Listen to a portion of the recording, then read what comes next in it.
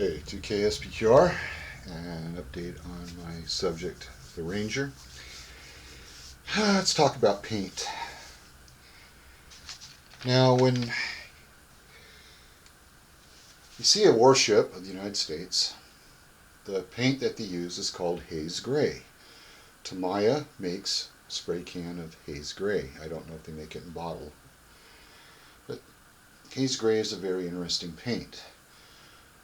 Sometimes back in the day when I would see the sunrise, I'd swear the side of the ship was pink. It looked like the side of the ship was painted that color. And sometimes when the sun went down, I swear it was red.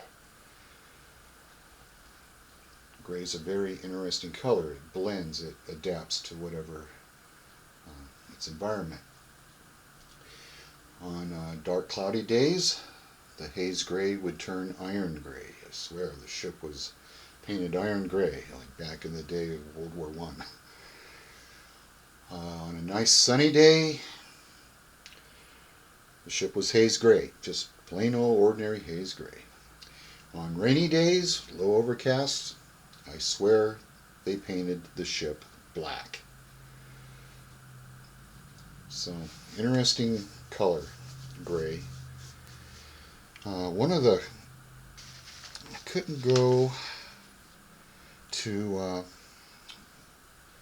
the hobby store and get some haze gray. I was a little bit preoccupied.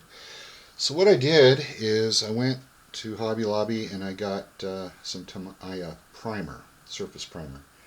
And this is just plain gray, but it looks just like haze gray. So I painted the hull with TAMIYA primer, and voila, I got haze gray.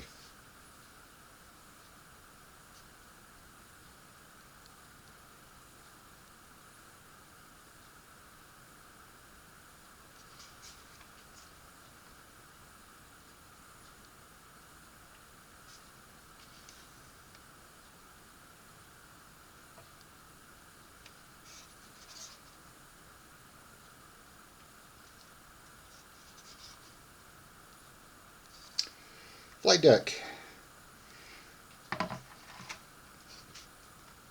One of the questions I've seen other modelers put out is, I just bought an aircraft carrier, how do I paint the flight deck?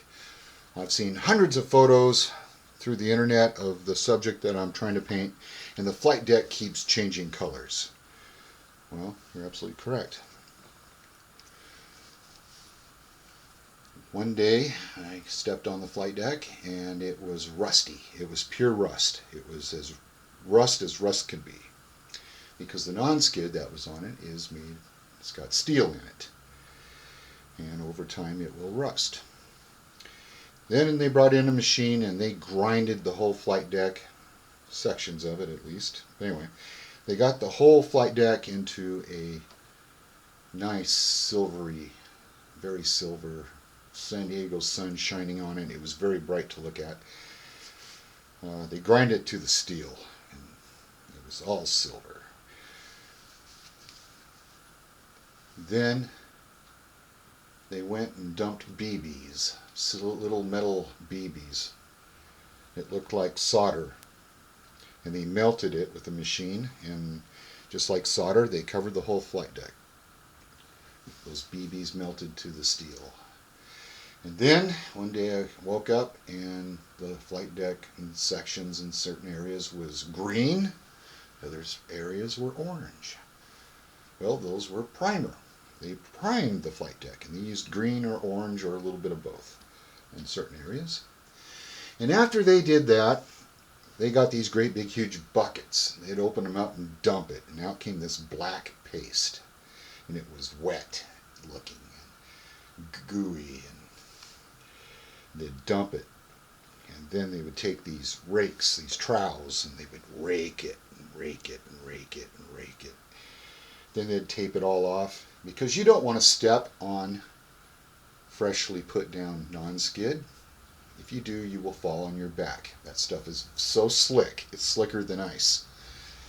You don't want to do that. Once that non-skid dries, it's like a cross between razor blades and iron. And you can't put your hands on the flight deck or your knees because it'll hurt. It's jagged, rough, almost like a dragon's back. And if you fall on your knees, your elbows, or your hands on that non-skid, it's going to rip your clothes. It's going to tear you up. Anyway, once the non-skid was dry, it still had that wet look, and it was beautiful. The crews, not the ship crews, but the yard people that work on the ships, would come on board, and they would take paint from a bucket and a paintbrush, and they would paint the flight deck, the landing lines and the foul line and the ship's number on the bow and all that. They'd do it by hand, and they were very good at it. And you had a nice, gorgeous looking flight deck. Then you'd take the ship out to sea, and here comes the aircraft, and they would land and take off for periods of time. And if you get a break, and everyone took a break, where maintenance started to begin and all that other stuff, and all that beautiful paint that they did is now scratched off, messed up. There's black skid marks all over the place. It's just a mess.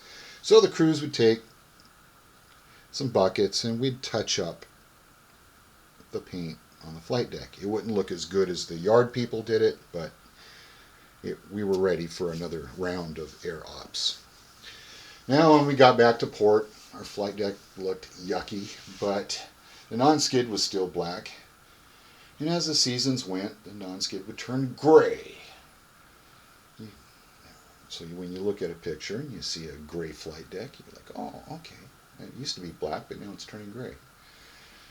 And as the rains come and the winter comes and it's now spring and all that, you walk out and you notice that the gray non-skid has turned rusty again. That is why you're having trouble painting your flight deck. Okay, so what I'm doing is I'm painting it like a rusty brown. And I'm taking a charcoal pencil and I'm going over it. And I'm taking my little dowel here and rubbing it across. So when the light hits it right, you see a little bit of rust. You see some wear and tear. But the non-skid is still black a little bit. And that is how I want my flight deck. Not as pristine and pretty, but used and worn. And not finished, of course, but that is what I'm doing. So the bottom line is there's no wrong way to paint a flight deck, I guess. Depends how sharp you want it to look.